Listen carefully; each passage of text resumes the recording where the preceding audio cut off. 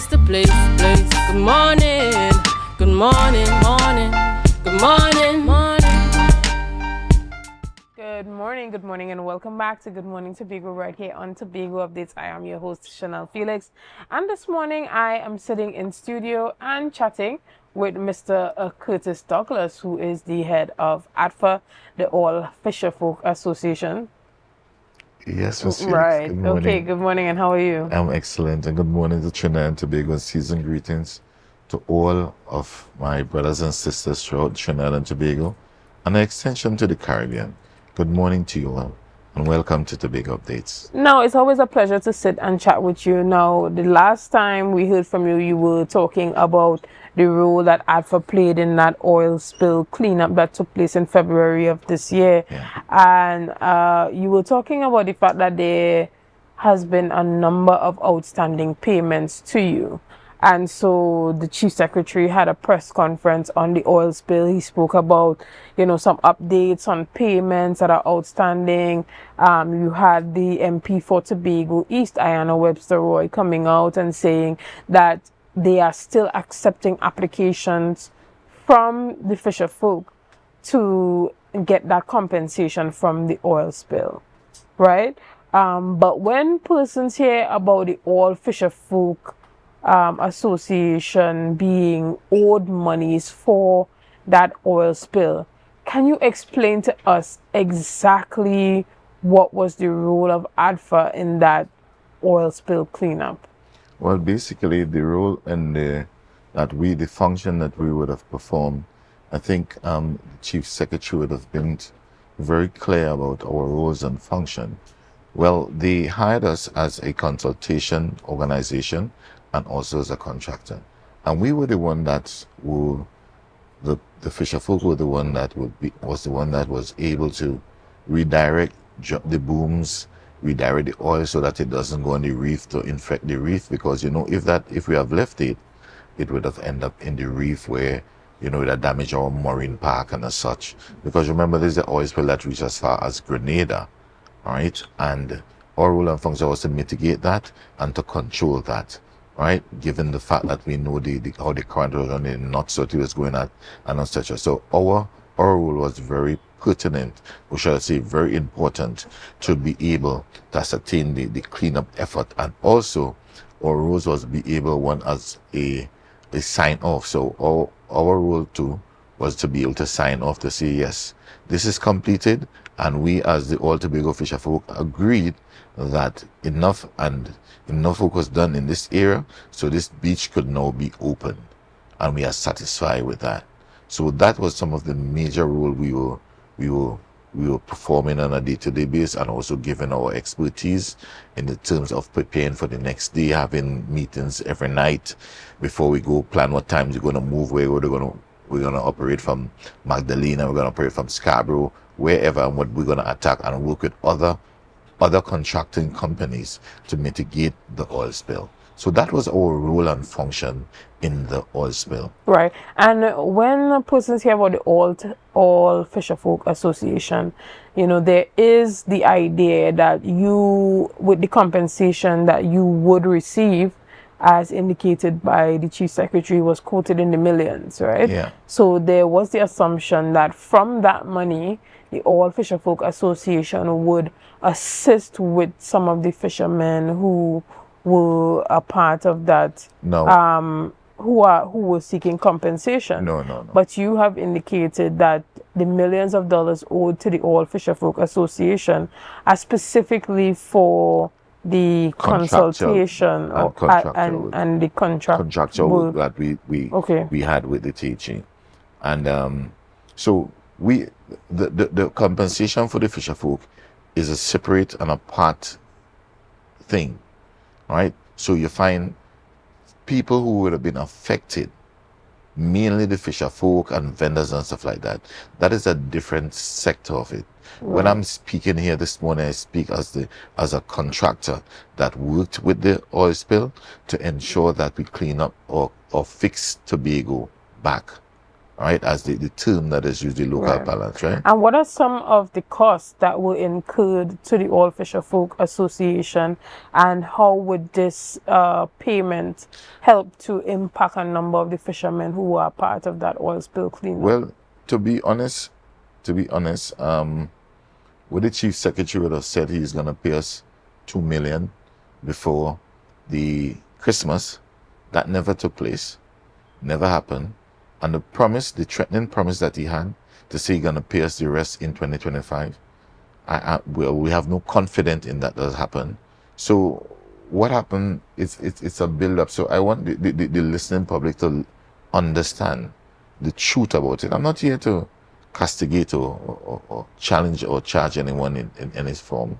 But basically, he would have explained how much money he's going to pay us. We are saying here today, you said we are going to get 5 point something million. The real figure is 6 point something million. Let him check with Alan Stewart, right? Since then we would have sent out 26 invoices. 26 invoices through TEMA that were requested. We follow the procedures, right? So even with that, we would have then sat in a meeting up by the THA, up by the Chief Secretary Office of Ocho Charles Building, and with Figgy, Mr. Beckers, and they would have said, listen, Mr. Douglas, we have $15 million. So yeah, what? We're gonna pay $1 million to help the fisher folk because men start to complain about they working and get paid. And when we get the rest of money from central government, we are gonna pay you out of that, the rest out of that. That never happened, right? So when you say that never happened, you did not get $1 from them? I did not get $1 from that. So we had a press conference on the 17th of July. And on the 17th of July, after the press conference, Mr. Chavez came out and said, yes, we received $50 million from the central government, Ministry of Finance. Mm-hmm. Okay, you get that. So we was expecting our pay. No pay. So I was like confused. So I'm not sure if that was true. So what ATFA did, we wrote to the Ministry of Finance, which is the Ministry of Finance, and here and all, we received a letter, a correspondence from Mr. Imbert. Oh. Yeah, I mean, yeah, quite clearly, you all can have a copy stating that here in this letter, he would have sent $50 million to pay the fisher folks, and that was sent since the 9th of July. Mr. Chavez said they received the $50 million on the 17th. July. So, okay, July, no response. August, no response. So we are wondering, how is this possible? How could the Minister of Finance is lying? He didn't send no money. It is here. It is stamped seal here by the Minister of Finance that he sent money, right? Signed Mr. Imbert here, right? That he's sending money to pay the fisher folk. Okay. So that went on. So we decided July, August. We said this can't go on for so long. So we then decided to send a pre-action protocol letter to the THA. So we then, in October, sent a pre-action protocol letter to the THA. They took more than 28 days to respond to that. We sent three other emails of warning them about the pre-action protocol letter, because here we are ready to go to court because no one is telling us anything. Nobody's saying anything. So in November, we get what's up, Mr. The Harley. He said, okay, you're going to pay us $2 million. I said, listen, then I said, listen, it will be quite feasible and reasonable if you send us $3.7 million. At least that will be able to ease some of the pain, all right? And when you say ease some of the pain, what does that look like? Pay some, because remember, pay some of the workers, okay, right? And also pay some debts that we would have accrued, right? So all of a sudden, I'm home and I'm hearing my fisher folk is calling me and telling me, hey, Mr. Douglas, check out Tobago updates and other team. The chief secretary is on the live saying that he's going to pay us $2 million and then in 2025. I said, listen, as even said I said, listen, you need to give us a date when you're going to pay us in 25, because when 2025 come, you're going to pay us, you're going to tell us you're paying us in 2026 or 2027. We are not into those follies because we work and we need to get paid. We are not begging We are not begging. We worked for our money, right? We are not begging or asking for favors. We worked, right? So we expect just. That is what we're looking for, justice. For work done, work should get paid. All right. And once compensated, how can the funds help the All Tobago Fisher Folk Association to improve fisheries? Before you go in, even the compensation, the gentleman sat here with you guys and said he's gonna pay us before Christmas. Christmas is still here, is it? No. Christmas is not here, right? So he has not even made a phone call to have a conversation. So automatically, the chief secretary is procurement. So he's now having discussion publicly with fisher folk. So you know how they're killing people all over the place, but you are declaring how much money you're paying fisher folk. So you're trying to put fisher folks' life at risk. At risk. So we are calling upon the chief secretary, right? This morning, to declare how much you pay Tiger Tanks, declare how much you pay Kaizen, declare how much you pay all the rest of Trinidad contractors. Because he would have named out a list of contractors who are dwell and based in Tobago, and none of them have gotten paid. Right? But you pay all of these countries who get 15 million, who get 12 million, who get all of these millions, right? And Tobago contractors haven't get paid. This is Trinidad and Tobago. And you cannot then decide to call out how much ATFA is going to get and do not call out the rest. And if you are not prepared to do so, you're not fit to be in office because you're not generous. You're Adventist, and I believe Adventists believe in the truth, and I expect nothing more than the truth from the chief secretary.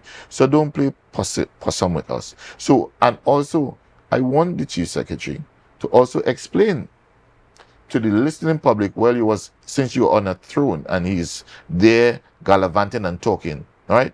What yardstick or what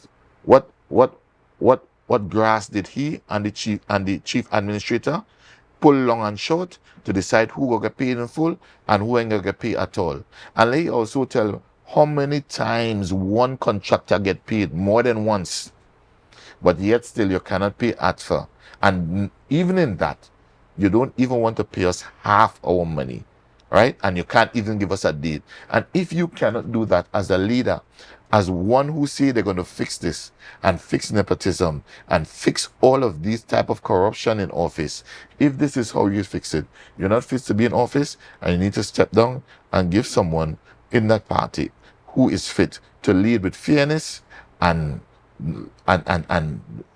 are willing not to victimize people and single out people. These are the type of leadership we are looking for in Tobago. These are the type of leadership we vote for.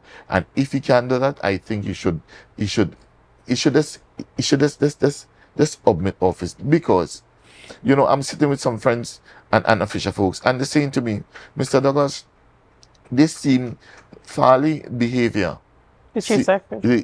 The chief secretary behavior seems to behave like one of a cotton picking farm barnyard slave. The slave and that pick the cotton, and they go and say, boss, this one only picked 20 head of cotton today and he shouldn't get meal. And he report that to the house slaves. We don't want those type of behavior. Those type of behavior is not Tobagonian. You said you're a good Adventist boy, good Adventist man. And we expect you as Adventist, which we have. My mother was Adventist. So I expect you to have high respect and regards to the truth and fairness. So we expect the same for Tobago. And let us don't go into the new year with the level of disrespect. And you said you're going to pay us. Where is the money? All right, Mr. Douglas, I mean, it's clear that the fisher folk deserve the compensation that they... Fisher folk and other Tobago contractors. And other Tobago contractors for the work that was done with this oil spill. But particularly for ATFA, how does receiving this finance help to increase and improve fishing and the fisher folks' current position after receiving this payment? Well, the first thing you have to understand that these guys must get paid. They now can buy after Christmas gift for the kids, right? Because some of these fishermen boats are still down, the engine was damaged. So they now can look at probably be able to get a second-hand engine to see how best they could get back working again, okay? Because some of them, is under pressure. Look, Christmas morning, I was out in my numbers up to 3 o'clock in the morning. We had Nigel Collett was lost at sea from Plymouth. Lost at sea. Christmas morning, 5 o'clock. I have to have a team of boat going out to find Mr. Collett. These are some of the things. So we have to buy gas. It cost me $5,000 just to get gas from the organization, just to be able to bring him back to his family. Right? Mr. Collett and other fishermen didn't have the opportunity to have a knapsack on their back and asking them to give their children, go wrong on chalk and giving the children gifts. Right? We didn't have that pleasure. I would like to see more empowerment given to the people of Tobago so that they can put gifts under the Christmas tree for their kids instead of the chief secretary going around with a chalk handing out gifts for 5-year-old and 9-year-old and asking for black cake. Come on, we are living in a changing world. We need to adapt and we need to treat people with respect. So that father could be able to put, so when that child get up in the morning and he look at this girl's Christmas tree and he look there, he must say, Daddy, Mommy, I'm happy. Instead of you driving around, playing politics and asking, oh, the child is 9 years, and them kind of rubbish. We need to kick that out. Empower the parents so that they can take care of their kids. So we could build Tobago together as one, because we deal with love. And it's love you would have shared, right? And you would have said you would have get out of nepotism. Let's show the love. And now is the season, was the opportune season to show love. Not sitting, giving Christmas greeting, cutting Christmas gift when fishermen can't get compensated, can't get paid for what they done, to cut Christmas gift for them picnic too. Understood. So let's treat it that. And what are some of your plans for 2025, given the resources that are outstanding to help improve fisheries on the island? The first thing we have to do is we have to reshuffle the fisheries. There's a lot of square pegs in round holes. We need to do something different and put the people who know about what they are doing in charge. All right? That is one of the first things we need to do. And the second things we need to do. Chief Secretary, a little advice to you and the entire fisheries department. We don't only need GPS, my brother. One of the main things we need in Tobago as fisher folk is that every boat, every vessel, let me break it down in layman terms, should have what you call a tracking device. That tracking device is satellite operated.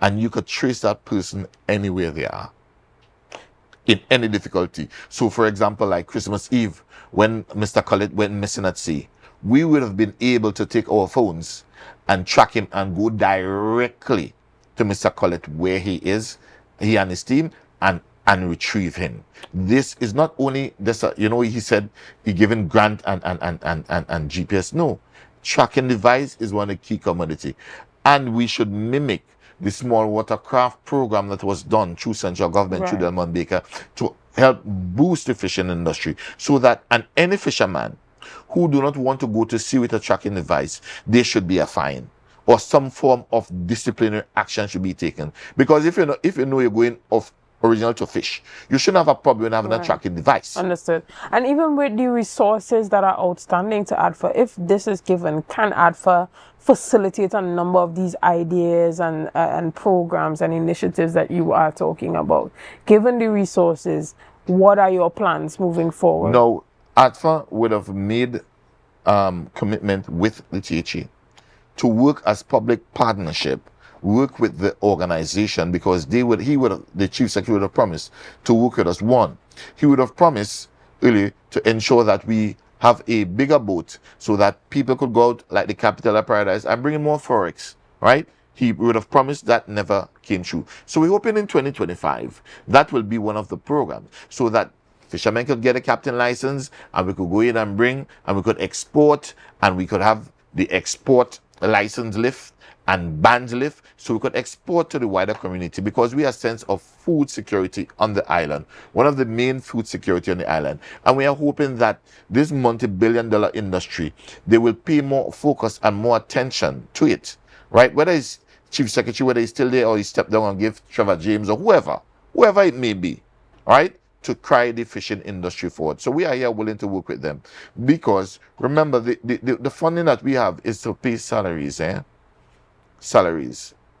Right. And would you also be investing in one of those bigger vehicles and some of those programs? Boats. Yeah. Bigger boats. Well, we're looking for it because these boats are very expensive. So we're hoping that if possible we could get a loan as such, so that we could start to adapt. Because if we take at least an 8-man crew from Charlottesville, an 8-man crew from Charlottesville, every sailing, everyone have a different experience. So then we could start with 1 boat, and then 2 boats, and 3 boats, and then we also have training programs that we could have facilitated. And remember, we would have done earlier, we would have done the fish pot program where we show fisher folk how to do fish pot. So we're hoping to get that reignited, because the Chief Secretary would have said he would have give the funding to help us to carry it to the east. Right? So that they could have the experience, share the experience, and we all should benefit from it. So what it will do, it will boost the GDP in the communities and also in Tobago, so that no people will have to go and depend on the THA for work. They can now be entrepreneurs, which we fishermen are, and be self-sufficient and don't have to depend on them. And given the resources that are needed to do all of this, along with the outstanding payments, what type of structures are in place at ATFA to ensure transparency when you receive the money, so that fisher folk are not thinking, okay, Mr. Curtis Douglas just take this money and make himself richer? How are you putting the proper mechanisms in place to ensure that there is transparency in spending in the organization, and there is a consensus on what the organization invests in when it comes to improving the status of fisherfolk on the island? I want you to remember, ATFA work as a contractor, and we have the same structure any contractual organization have. So we have accounting that deal with the accounting departments, and payments going out. We have receipts. We have all the tabulations of everything that is needed. ATFA is a 13-member board executive. We have an executive that is run by ATFA. So it's not as 1 or 2 or 3. It's an executive that is run like how the teacher have the secretaries. We and I think we have exec council. We have our exec council as well that direct the traffic of ATFA, and these ideas come together and we could be able to advance. It's not like we are just helter-skelter. If you had listened to the Chief Secretary announcement, he said ATFA is a well-oiled machine and we are OPI registered. So we didn't do anything illegal. We were registered since 1990. So we are properly registered through with the government, everything, and we are recognized by the central government. That's why the Ministry of Finance will reply to us quite assiduously and quickly, because they know we are a recognized body that works with the government of Trinidad and Tobago for the benefit and the improvement of the livelihood of the fishing industry. So when the Chief Secretary make these kind of promise to pay and don't pay, we believe if he cannot reach these things, he should really leave. He should really leave, because what happened?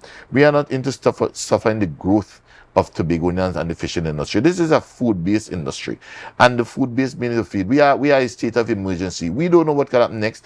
Could be the fisher folk will not have to supply, right, to the entire nation. So let's don't have this kind of ambiguous animosity against fisher folks and attack fisher folks. You and the administrator, right, who would have been appointed to get her 5 years. Congratulations to her, right? Understood. Well, we want to thank you so much, Mr. Douglas, for your time this morning and coming in and really helping us to understand the perspective of the All Fisherfolk Association, and by extension, fisherfolk in Tobago, as they are still trying to reel themselves from the losses of that oil spill in February. So again, we want to thank you. Unfortunately, this is where we have to wrap up our show this morning. Okay. The show ends right here. But guys, we want to thank you so much for being a part of this morning's discussion. Thank you for your likes, your shares, and your comments, and all that you have been doing to make Tobago Updates the #1 broadcaster here on the island of Tobago.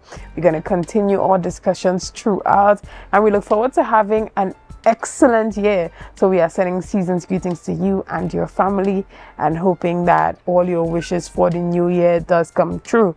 But in order for that to happen, we want you to know that success does not happen by accident. Success is intentional work of planning and executing everything that you want to do. So don't start off high with a New Year's resolution that you don't follow through on, but put the discipline and the commitment in place to remain consistent with all the goals that you have set for yourself to achieve for this year. So again, I am Shenell Felix, and I want you guys to have a great day.